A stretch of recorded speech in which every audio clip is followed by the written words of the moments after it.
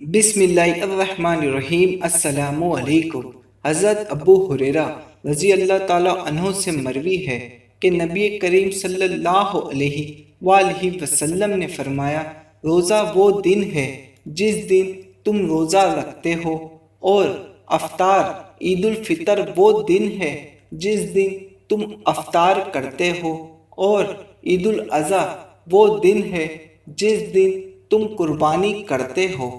حضرت سیدنا انس بن مالک رضی اللہ تعالیٰ عنہ کہتے ہیں کہ رسول اللہ صلی اللہ علیہ وآلہ وسلم عید الفطر کے دن گھر سے عید کی نماز کے لیے اس وقت تک نہیں نکلتے تھے جب تک کچھ کھا پی نہ لیں۔ آپ صلی اللہ علیہ وآلہ وسلم گھر سے نکلنے سے پہلے کھجوریں کھایا کرتے تھے، اور جب عید الاضحیٰ یعنی بقرہ عید کا دن ہوتا تو آپ صلی اللہ علیہ وآلہ وسلم عید کی نماز پڑھ کر آنے کے بعد کچھ کھایا کرتے تھے۔ جزاک اللہ۔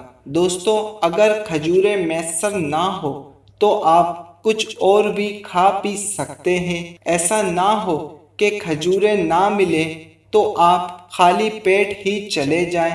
اللہ کے رسول کھجور شوق سے فرماتے تھے، اگر آپ کے پاس بھی کھجور میسر ہو تو اس سے اچھی اور کیا بات ہے۔ حدیث مبارک سمجھ آنے کی صورت میں ایک لائک ضرور کر دیے گا۔ اللہ حافظ۔